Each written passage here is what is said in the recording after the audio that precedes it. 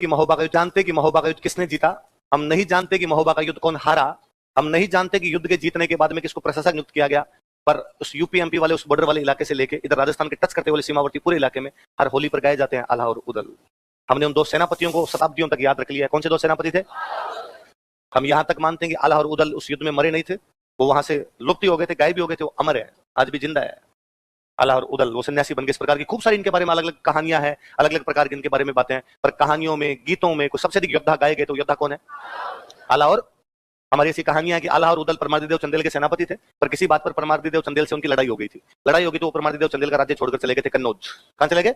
कन्नौज चले गए थे। जब पृथ्वीराज हमला करने वाला था यहाँ पर महोबा पर, तब परमादिदेव चंदेल ने आल्हा और उदल के पास मैसेज किया, आल्हा और उदल सॉरी गलती हो गई, मैंने किसी बात पर तुम्हें कुछ कह दिया होगा, इसलिए तुम राज्य छोड़कर कन्नौज चले गए, प्लीज वापस लौट आओ, वतन को तुम्हारी आवश्यकता है, देश को तुम्हारी आवश्यकता है। पर आल्हा और उदल ने कहा कि नहीं, जिस आदमी से एक बार झगड़ा करके आए उसके पास वापस जाएंगे, और इतनी जरूरत थी हमारी उस दिन, हमारे साथ ऐसा करने की क्यों आवश्यकता थी, ऐसा करने की क्यों आवश्यकता थी, और हम ऐसे आदमी का साथ नहीं देंगे जिसने हमें अपने राज्य से निकाल दिया हो या जिसका राज्य छोड़कर हम आ गए हो।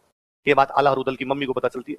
आल्हा और उदल की मम्मी उनको बुलाकर कहती है कि ये समय आपस में लड़ने का नहीं है, ये समय अब आपस के मतभेदों को भुलाने का है, आपस के जो भी कॉन्ट्राडिक्शंस है उनको याद ना करने का है। अब प्लीज एक बार देश तुम्हें पुकार रहा है, तुम्हारा वतन तुम्हें पुकार रहा है, उस देश की धरती तुम्हें पुकार रही है, तुम जाओ उस देश के लिए लड़ो। और उस देश के लिए लड़ने में सबसे आगे कोई दो लड़ैया रहे थे, कोई लड़ाके रहे थे, तो वो कौन थे? आल्हा और उदल। ऐसी कहानियां हमें बताती है कि जब भी तीसरे पक्ष की बात हो तब आपस की लड़ाइयां भुला देनी चाहिए। जब किसी थर्ड पार्टी से हम लड़ रहे हो तब आपस में किसी प्रकार का भेदभाव रखना